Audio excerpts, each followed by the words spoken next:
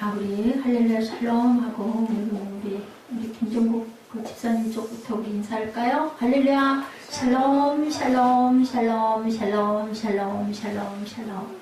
할렐루야. 하나님 사랑합니다. 여러분 주 안에서 사랑합니다. 우리 세비 친구들이 제가 섭섭한 게 하나 있어요. 눈을 절대 안 맞추더라고요. 저하고 눈도 좀 맞추세요. 가장 가깝고 밀접해야 될 곳이 바로 교회 공동체인데 왜 그런가 제가 뭔가 많이 부족하구나 하는 생각을 합니다. 할렐루야 샬롬 할 때만이라도 우리 한데 같이 있어도 얼굴 보기가 참 힘들죠. 바쁘다 보면 비껴가게 되고 또 인사도 그죠? 먼 사람들보다 더 잘 안 하게 되기도 해요. 그런데 교회에서 주일날 한 번, 식사도 주일날 점심 한 번이잖아요. 그러면 함께 모여 밥 먹는 시간 서로 담소도 나누고 얼굴 보고 또 반갑게 웃기도 하고 그랬으면 좋겠다라는 소망이 듭니다. 서로 얼굴 볼 수 있을 때 언제일지 그것은 하나님만 아시죠? 우리 정한 때가 언제일지 그런 마음이 드니까 우리 할렐루야 샬롬 할 때만이라도 인사하면서 눈을 좀 함께 맞추고 웃었으면 좋겠다는 생각이 들어요. 그냥 의식적으로 하시지 말고 씨 뿌리는 사람들 계속 우리 세빈 예배 때도 그죠? 심은 대로 거두리라 했는데 오늘도 또 이렇습니다. 아까 보셨죠? 잠깐 밀레에 씨 뿌리는 사람들 또 고호에 씨 뿌리는 사람들도 있더라고요. 고호 거는 태양이 확 뜨여있는 아주 희망찬 모습이고 밀레에 씨 뿌리는 사람들은 조금 왠지 좀 칙칙한 좀 아주 그 노동의 그 고통스러운 모습을 나타내고 있는데 이 시대 전까지는 귀족들, 특별한 사람들, 성공한 사람들, 특정 계급 사람들에 대한 그림들을 많이 그렸는데 이때부터 서민층들의 그림이 많이 그려지게 되고 나라에서 후원들을 많이 하게 됐다라는 그런 이야기들이 제가 좀 공부를 했어요. 밀레에 씨 뿌리는 사람은 어떤 모습일까 싶어서 프랑스의 자연주의 화가죠. 밀레가 1814년이라서 75년에 돌아갔더라고요. 보니까 그러면 63, 4세까지 사신 것 같습니다. 그 그림 가운데 그 그림 저희들도 함께 봤죠. 아마 새벽 아닐까 싶어요. 씨를 뿌리는 모습. 신비로운 하늘 아래에 투박한 모자를 눌렀었죠. 그 농부가 어깨와 허리에 둘러맨 커다란 자루에 씨앗을 가득 담고 한 움큼 집어서 대지에다가 거침없이 뿌리는데 그 땅이 잘 기경된 땅이 아닌 것 같아요. 막 이렇게 좀 경사지고 언덕바지 같은 데서 내려오면서 막 뿌리는 거예요. 그냥 무조건 집어가지고. 그리고 오른쪽 위에 나중에 블로그들을 보시거나 아니면 네이버로 한번 검색해 보시면 뭐 얼마든지 찾으실 수 있을 거예요. 한 농부가 2마리 소를 부리면서 밭을 일구고 있는 모습이 오른쪽 위에 보입니다. 상단에 서는 게 보이더라고요. 주인공인 이 농부가 씨를 뿌리는 곳은 비탈진 땅이었고 버려진 땅 같은 그러한 땅이었다. 잘 기경이 된 땅이 아니에요. 그곳에다가 막 뿌리고 있죠. 이 그림이 마태복음 13장 3절 말씀, 우리가 지난번에 함께 1절에서 9절까지 아마 함께 말씀을 나눴을 건데 예수께서 비유로 여러 가지를 그들에게 말씀하여 이르시되 씨를 뿌리는 자가 뿌리러 나갈세 하고 이제 그 4개의 밭에 대한 얘기가 나오죠. 그것이 주제가 돼서 이 씨 뿌리는 사람이라는 그 그림을 그렸다라는 뒷얘기가 있습니다. 길가나 돌밭이나 가시떨기나 좋은 땅을 가리지 않고 씨를 뿌렸다는 말씀처럼 쟁기질을 해서 개간된 밭은 아닐지라도 뿌릴 수 있는 곳이면 어디든지 농부는 열심히 씨를 뿌린다. 그러니까 우리가 태어나서 사는 것이 일단은 하나의 노동을 배제할 수가 없다라는 그런 상징도 되죠.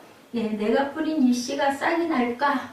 아니면 이 싹이 나면 제대로 자라기는 할까? 열매를 맺을 수나 있을까? 몇 배나 거둘 수가 있을까? 농부가 과연 이런 생각을 하고 씨를 뿌릴까? 그죠? 아마 열심히 그냥 뿌리면 어떤 녀석은 잘 날 거고 어떤 녀석은 그죠? 길가에 뿌려져서 누구 팔에 밟혀버리거나 아니면 새에게 쪼아 먹히거나 그렇게 해서 말라 배틀어져 버리거나 그럴 수도 있죠. 그러니까 많이 뿌리면 그 중에서 몇 프로 정도는 나겠지 어떤 이런 소망은 아니었을까 저는 그런 마음이 들었습니다.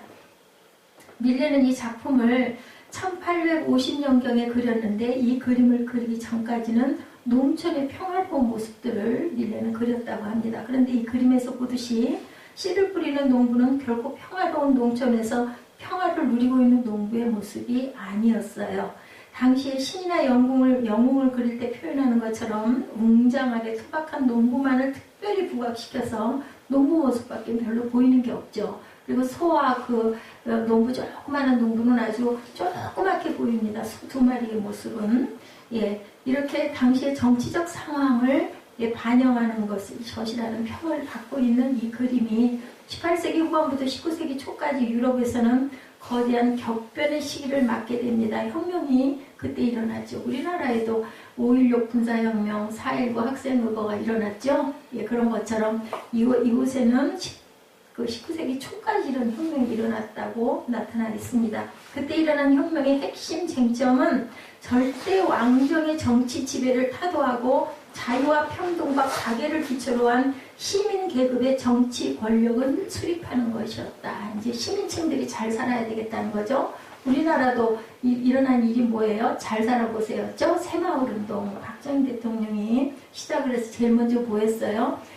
도로를 건설하는 고속도로가 그때 놓이게 되죠. 그렇게 하면서 많은 인력들이 필요로 해져서 잘 살게 되는 그러한 그 시초를 놨습니다. 프랑스에도 이런 시민혁명이 성공할 때까지 굉장한 희생이 따랐다고 합니다. 그런 시대 상황을 반영한 것이 바로 밀레의 씨 뿌리는 사람이라는 그림인데, 농부가 입고 있는 옷도 그냥이 아닌 상징이 있어요. 바지의 파란색은 평등, 그리고 윗옷의 붉은색은 박애를 상징하는 색깔이고, 평등과 박애를 상징하는 옷을 입은 농부가 무슨 씨를 뿌리고 있어요? 희망의 씨앗을 뿌리고 있다라는 의미를 가지고 있습니다. 처음에는 가라지가 얼마 되지 않아서, 그죠? 오늘 본문 말씀에 농부들은 그까지 그 정도 가라지쯤이야 이렇게 그냥 넘어가 버리죠. 그런데 추수 때가 가까울수록 가라지는 어때? 왕성하게 잘 자라죠. 번식력이 대단하죠. 우리 잔디에도 보면 잡초가 엄청 잘 자랍니다. 이런 것처럼. 그러다 보니까 농부들이 걱정이 돼가지고 이거 어떻게 해요? 하고 물어보는 부분이 오늘 본문에 나타나 있습니다. 24절에서부터 보니까 오늘 본문이죠. 그들 앞에 비유를 들어 이르시되 천국은 좋은 씨를 제밭에 뿌린 사람과 같다라고 나타나죠. 그리고 나중에 물어보죠. 예, 주인이 이르되 원수가 이렇게 하였구나. 27절에 종들이 와서 말하되 주여 밭에 좋은 씨를 뿌리지 아니하였나이까? 그런데 가라지가 어디서 생겼느냐 하니까 주인이 얘기하죠. 원수가 이렇게 하였구나. 종들이 말하되 그러면 우리가 가서 이것을 뽑기를 원하시니까. 원수가 뭘까요? 원수가 사탄이겠죠? 사탄이 그렇게 가라지를 많이 자라게 했구나 라고 얘기를 합니다.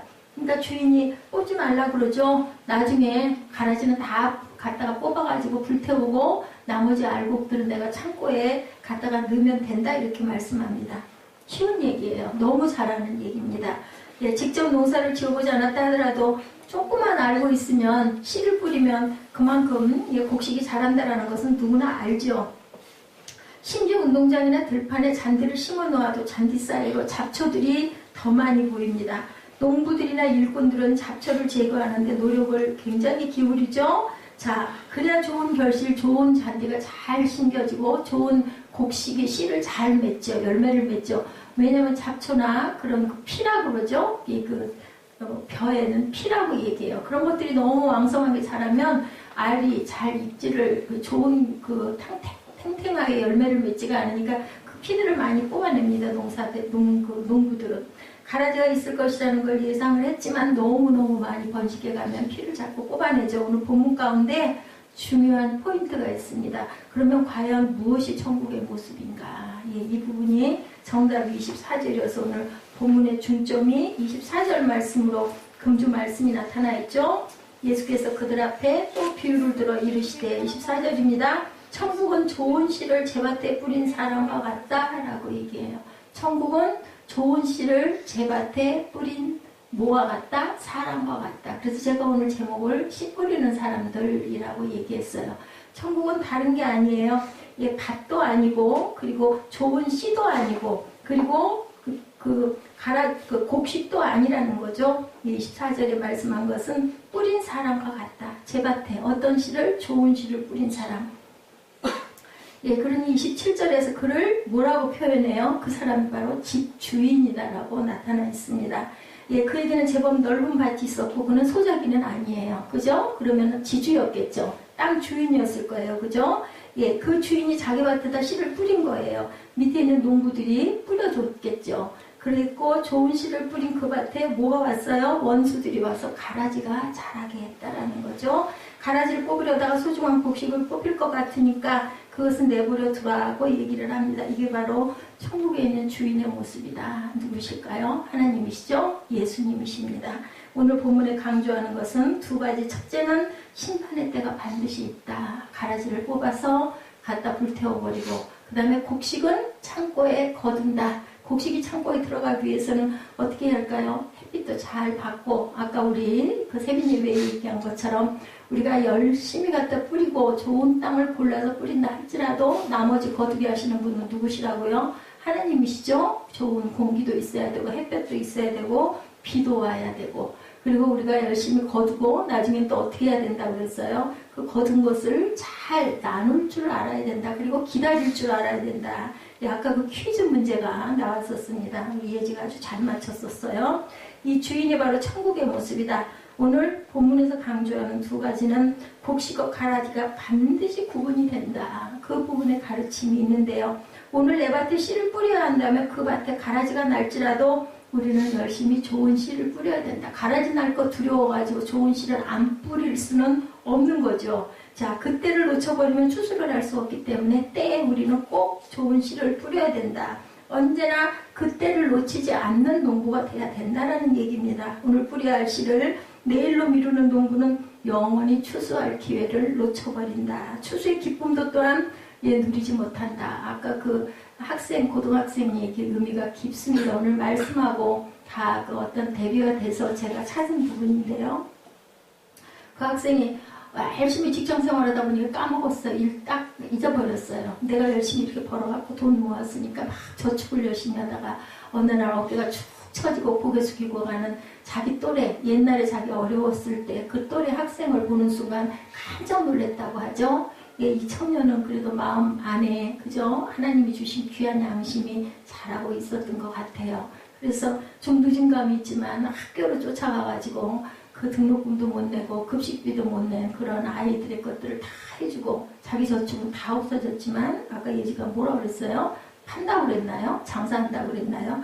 그렇지만 이 학생은 있는 걸 다 이 청년은 퍼주고 그리고는 너무 기뻤다. 그러니까 여러분도 한번 생각해 보십시오 하는 의미로 요즘은 정말 좋은 시대인 것 같아요. 자기의 얘기들을 이렇게 잔잔하게 올리면 언제든지 원하면 유튜브에서 다 나오잖아요. 그리고 거기에 또 감동을 받기도 하고 그거 무시 못하겠더라고요. 저는 그걸 고르면서 여러 가지를 여러 방향으로 보면서 혼자 많이 울기도 많이 울고 깨닫기도 많이 깨닫고 감동도 많이 받습니다. 그리고 이 말씀을 우리 함께 좀 같이 나누면 좋겠다 하는 것들을 이렇게 모았다가 보내죠. 11시 예배 또 9시 예배 이렇게 해서 보내서 함께 감상을 합니다. 이거 감상할 때는 미리 보지 마시고 그냥 그걸 쭉 따라 보시면서 아까 그 내용을 풀지 못해가지고 저는 그걸 보면서 막 조마조마했었거든요. 끝에 도대체 어떻게 될까 그랬더니 정말 귀한 선물을 주고 갔어요. 자기가 그 사랑했던 그 청년에게 자긴 죽지만 이제 언제나 아마 바르게 잘 살 것 같아요. 그런 귀한 선물을 주고 가는 씨 뿌리는 사람이 바로 이 그 돌아간 자매가 아닐까 하는 생각을 저는 해봤습니다. 씨를 뿌리는 사람이 천국을 사는 사람들이다. 우리는 때를 놓치지 말고 어떻게 해요? 때를 얻든지 못 얻든지 열심히 씨를 뿌려야 된다. 뭘 가지고? 희망을 가지고 소망의 씨를 우리 예지아 그 사무엘하고 그래서 집사님이 함께 그 복음성가대에 나간다고 열심히 연습을 무적게 해서 되겠어. 얼마나 많은 교회들이 올 건데 글쎄요 한 1000교회 이상 아마 신청하지 않을까 싶습니다. 말이나 돼? 글쎄요 그럴 수도 있지만 하나님께서는 그 사람들의 마음 중심을 보시니까 정말 아닌 사람들 붙들어다가 제자 삼으셨잖아요. 그리고 가장 약한 곳에 가서 같이 계시기를 즐거워하셨던 하나님께서 약한 자를 들어서 강국을 이루는 축복이 있으실 줄 믿습니다 합니다. 저는 뭐 꼭 거기서 무슨 상을 받고 입상을 하고 뭐 예선에 다 통과가 되고 그게 중요한 게 아니라 좋지요. 그러면 좋겠지만 이게 어떤 귀한 계기가 돼서 사무엘의 마음속에 어떤 소망이 심겨진다든지 뭔가가 전환이 된다든지 그 컴퓨터 암호를 풀면서 청년이 바뀌듯이 어떤 그런 귀한 역사가 일어나면 얼마나 감사할까라는 소망을 가지고 기도해 봅니다. 그래도 예, 아이들이 자취처럼 귀하게 바로 눈에 보이는 자취가 없는 것 같아요. 유치원 다니고 꼬마였던 아이들이 벌써 중학교 3학년이 되고 2학년이 되고 1, 2년 지나가면 이제 고등학생들 돼가지고 뭐 대학을 가니 못 가니 아마 그 더 큰 의자가 큰 모습들이 되는 거 우리들은 자꾸 쇠퇴해져 가지만 아이들이 자라는 거 보면 정말 뿌듯하고 기쁘니 그것도 씨앗의 뿌림인 줄로 믿습니다. 그래서 함께 이 말씀에 그 의미를 좀 귀하게 나눠봐야 될 이거 사순절 말씀이에요. 요즘에 그래서 제가 마태복음을 계속 가고 있습니다. 새벽 예배에도 씨를 뿌리는 사람이 천국을 사는 사람이라는 어떤 씨, 소망의 씨, 희망의 씨앗을 대단한 거 아니거든요. 작은 것이라도 우리가 뭐 시작은 늘상 미약하게 시작하죠. 근데 예수님이 말씀하시죠. 내 나중은 창대하리라고 말씀합니다. 시작은 미약했지만 내 나중은 창대하리라. 에이 뭐 되겠어? 하고 그냥 마음을 돌이켜버리고 말아버리면 결국은 무슨 삶을 산다 그래? 노인의 삶을 산다. 우리가 소망이 없는 사람들은 노인이고 아무리 나이가 30살이어도 그게 아니라 60이 되고 70이 되더라도 뭔가를 자꾸 진취적으로 앞서서 나아가는 행해 나아가는 사람들 누구를 뭘 묻고 가야 할까요? 하나님께 여쭤봐야 되겠죠? 하나님의 뜻대로 우리가 행하고 나아가는 사람들은 나이와 상관없이 청년의 삶을 사는 것이라는 것을 믿습니다. 자, 가정에서는 아버지는 아버지로 아버지의 역할을 최선을 다하고 어머니는 어머니로서의 역할을 다하고 그런 사람들이 바로 천국의 씨를 뿌리는 사람들이다. 직장도 마찬가지죠. 사업을 하시는 분들도 마찬가지입니다. 어느 곳도 쉬운 곳은 없습니다. 우리 생각에는 저 사람은 너무너무 편하게 돈도 잘 벌어 하지만 또 안에 들어가 보면 어때요? 또 그 안에 안사정은 또 우리가 모르는 거예요. 외부에서 밖에서 볼 때는 너무 좋아 보이고 너무 편해 보이지만 그 사람은 또 그 사람들의 어려움과 애로가 있다라는 거. 그래서 자기 자신 그 자리에서 최선의 씨앗을 뿌리시는 저와 여러분 되시기 바랍니다. 그것이 바로 씨를 뿌리는 것이고 그런 씨를 뿌리는 사람을 통해서 거기에 뭐가 만들어진다? 천국이 만들어진다. 학생은 뭐예요? 공부하는 일에 최선을 다해야 된다. 우리에게 찾아오는 유혹 가운데 하나는 씨 뿌리려는 것을 뭐하는 사람들? 미루는 사람들이다. 오늘 일은 그래서 오늘 해야 된다는 거죠. 예, 중요한 말씀입니다. 오늘은 내가 좀 편히 쉬고 내일 하면 되지. 이거 사탄이 그랬다고 그러죠. 예, 어떤 것을 해도 믿는 사람들은 더 열정이 일어나서 오해 가도도 안 되고 그죠? 어떤 사슬에 매너도 안 되고 오히려 더 그냥 열심히 기도들 하니까 안 되는데 무슨 사탄이 뭐를 하자고 그래요? 가서 나태하게 만들어서 오늘은 좀 더 쉬자, 좀 더 자자, 내일 하면 되지 않아? 이런 마음을 심자라는 제가 그 예화를 한번 본 것 같습니다. 적당하게 태업하고 살고 내일부터 열심히 하는데 이건 바로 사탄의 속셈이다. 자, 순수한 우리말에 여러분들 내일이라는 단어가 없어요. 내일은 뭐예요? 한문이에요. 한문. 모레도 있고 글피도 있고 어제도 있고 오늘도 있습니다. 우리말이. 근데 내일은 아시죠? 여러분들 한문자예요. 우리말에는 내일이라는 말이 없다라는 것. 자, 미래를 가리키는 말들은 다 있는데 모레도 있고 글피도 있는데 그것은 먼 훗날 얘기죠. 근데 내일이라는 건 없다. 자, 우리말에는 없는데 오늘 해야 할 일을 내일로 미루지 말라는 뜻은 아닐까? 저는 이렇게 생각을 해봅니다. 우리는 때로 내일이 없는 것처럼 최선을 다해서 오늘을 살아야 되는 경우가 있는데 글쎄요, 나이가 들어가다 보니까 정말 저 같은 경우에는 그렇습니다. 저는 매일 아침마다 일어나서 새벽이라기도 좀 부끄럽죠. 시간이 6시 30분이 넘어서이니까 그죠? 아침이죠. 조금 이른 아침인데 그 시간에 제가 제일 먼저 첫 번째 기도하는 기도의 내용이 오늘도 건강하게 일어나 주님 전에 말씀 전할 수 있게 해주셔서 감사합니다가 저는 첫 번째 기도입니다. 누구나 다 내일 아침에 잘 일어나겠지. 근데 그거는 우리의 생각인 것이고 우리가 내일 일어날 수 있을지 없을지는 아무도 모릅니다. 누구만 아세요? 하나님만 아시는 신비예요. 그거는 우리의 소관이 아닙니다. 제가 좀 몸에 불편한 부분이 있다 보니까 요즘에 조금 힘든 부분이 많다 보니까 아침에 눈 떠서 오늘도 깜짝 놀랐어요. 거김없이 5시 20분. 요즘에는 잠을 자면 한 2-3시간을 정말 완전히 꼼빡 자는 것 같이 잡니다. 중간에 잘 안 깨고. 그냥 너무너무 놀란 거죠. 그래서 생각해 보니까, 시계를 보니까 늦지는 않았구나. 예, 그런 생각이 들 정도로 하나님께서는 탁 일어날 때 깨워주시는 하나님 얼마나 감사한지 모릅니다. 내일이라는 시간이 또 있다고 생각하고 오늘 해야 할 일을 내일로 미루지 마십시다. 그래서 항상 나이가 들수록 주변 정돈을 잘해야 된대요. 잠잘 때도 단정하게 깨끗하게 정돈하고 잘 줄 알아야 되고, 하나님께서 야고보 사도를 통해서 말씀하시네요. 4장 17절입니다. 야고보서. 그러므로 사람이 선을 행할 줄 알고도 행하지 아니하면 죄인이라 그랬어요. 죄인이라. 행할 걸 알았으면 행해야 된다. 사무엘 말처럼 말로만 하지 말고 행하게 하옵소서. 그것도 하나님께 부탁드려야 되겠죠. 자, 선을 행할 줄 알고도 라는 말은 선을 행할 수 있는 기회가 주어졌음에도 라는 뜻입니다. 예, 오늘 지금이라는 때에 선을 행할 기회가 주어졌는데 내일 해도 되잖아. 이 마음이 온전한 마음이 아니라는 거죠. 내일로 미룰 수 없는, 미뤄서는 안 되는 일이 분명히 있죠. 선을 행하는 것이 바로 그 중에 하나다. 선의 씨앗을 뿌리는 것은 내일로 미룰 수 없는 것이고, 오늘 기회가 주어졌을 때 해야 하는 것이고, 내일은 어쩌면 영원히 오지 않는 미지수의 날일 수도 있다는 것을 생각하시는 저와 여러분 되시기 바랍니다. 예, 아까 보셨죠? 잠깐 화면이나 정확하게 잘 감동스럽게 보여지지는 않았지만 블로그에다 올려놓은 내용입니다. 경남 진주에 사는 평범한 부부 이야기예요. 2016년에 책이 출간이 됐더라고요. 그들의 삶이 결코 평범하지 않았던 것은 결혼한 지 2달 만에 청천벽력을 맞죠. 예, 바로 척추암에 걸렸다라는 거예요. 제가 이 뒤 척추가 안 좋다 보니까 이게 눈길이 가더라고요. 근데 정말 그 이쁜 나이잖아요. 둘이 결혼을 했는데, 청년 자매가 결혼을 했는데 2달 만에 어떻게 하다 진단을 받았는데 척추암에 걸렸어요. 그들의 모든 삶이 한꺼번에 허물어져 버리고 말았다고 합니다.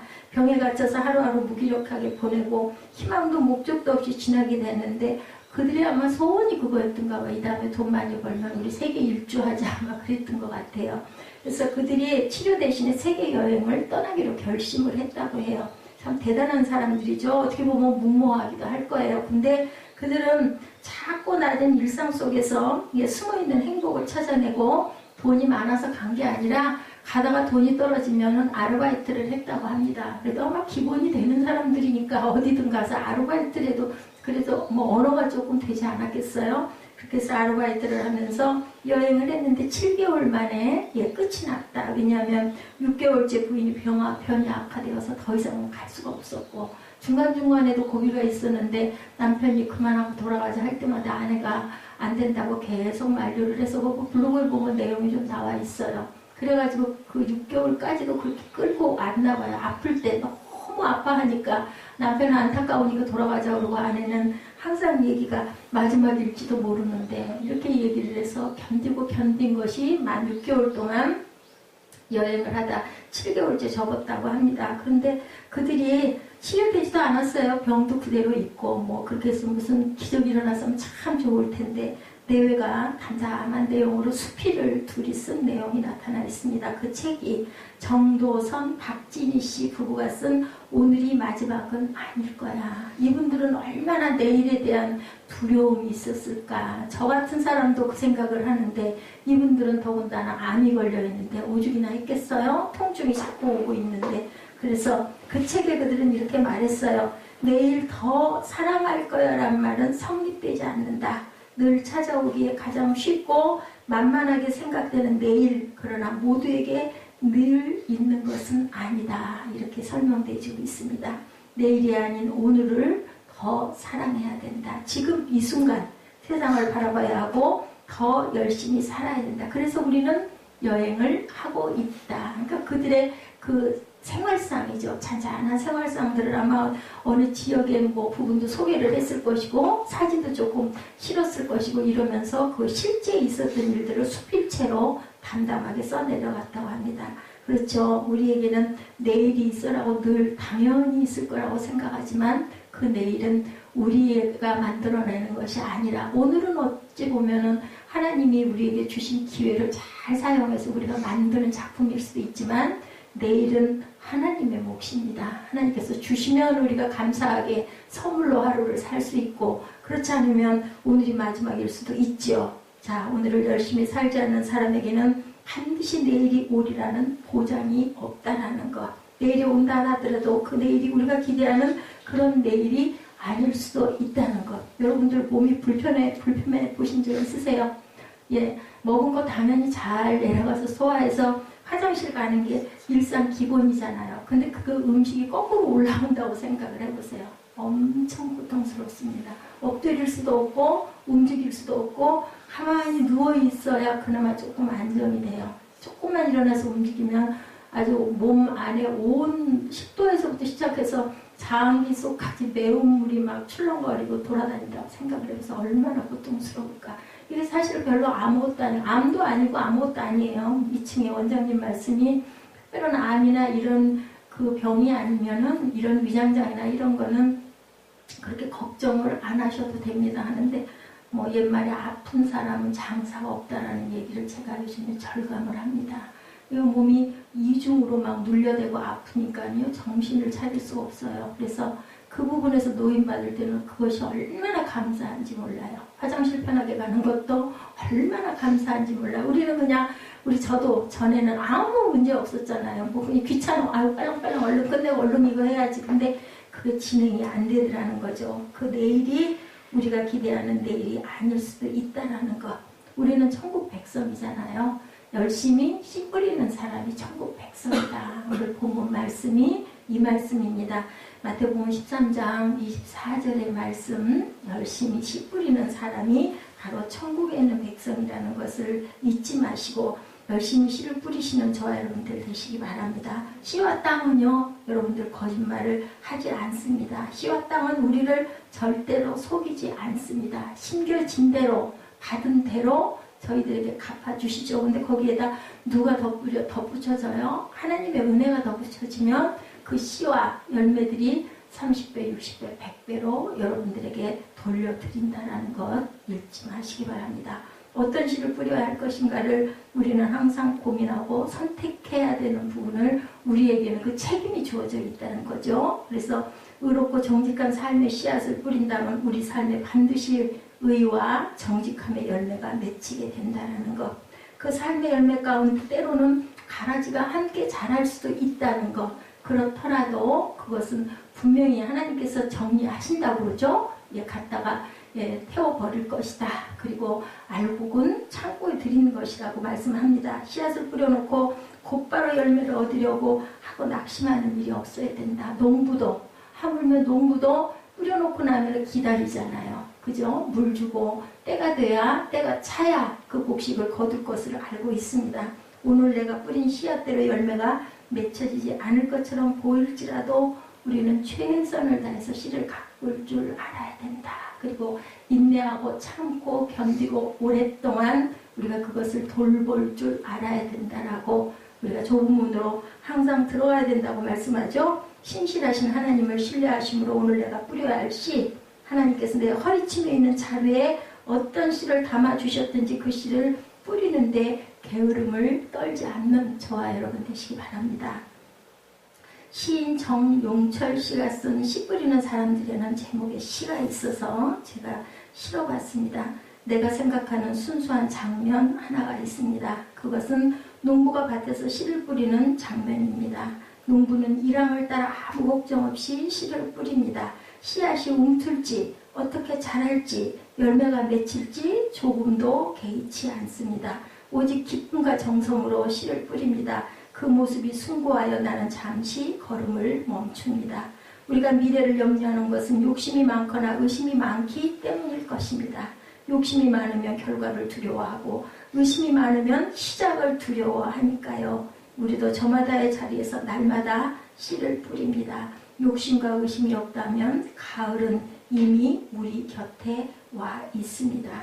행복이란 봄의 씨앗을 뿌리면서 이미 가을을 누리는 것입니다. 씨앗 안에 있는 열매를 조금도 의심하지 않는 것입니다. 신정영철 씨가 쓴 시 내용입니다. 씨를 뿌리면서 의심도 하지 말고 두려워하지도 말고 하나님 말씀이 그 말씀이죠. 낙심하지 말고 포기하지 말고 끝까지 참고 기다리면 내가 너에게 귀한 은혜를 주시겠다고 말씀하시죠. 욕심을 부리지도 말고, 그죠? 그리고 게으르지도 말고 오늘 주어진 삶에 내가 뿌려야 할 씨가 무엇인지를 발견하고 열심히 뿌리는 삶을 살아내시는 저와 여러분들 되시기 바랍니다.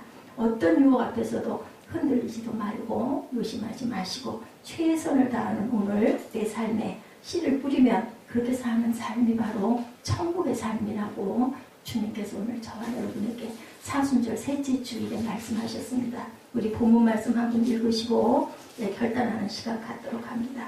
13장 24절부터 30절까지 천천히 합독하십니다. 예수께서 그들 앞에 또 비유를 들어 이르시되 천국은 좋은 씨를 제밭에 뿌린 사람과 같으니 사람들이 잘 때 그 원수가 와서 곡식 가운데 가라지를 덧뿌리고 갔더니 쌀이 나고 결실할 때에 가라지도 보이고는 집주인의 종들이 와서 말하되 주여 밭에 좋은 씨를 뿌리지 아니하였나이까? 그런데 가라지가 어디서 생겼나이까? 주인이 이르되 원수가 이렇게 하였구나. 종들이 말하되 그러면 우리가 가서 이것을 뽑기를 원하시나이까? 주인이 이르되 가만두라. 가라지를 뽑다가 곡식까지 뽑을까 염려하노라. 둘 다 추수 때까지 함께 자라게 두라. 추수 때에 내가 추수꾼들에게 말하기를 가라지는 먼저 거두어 불사르게 반으로 묶고 곡식은 너와 내 곳간에 넣으라 하리라.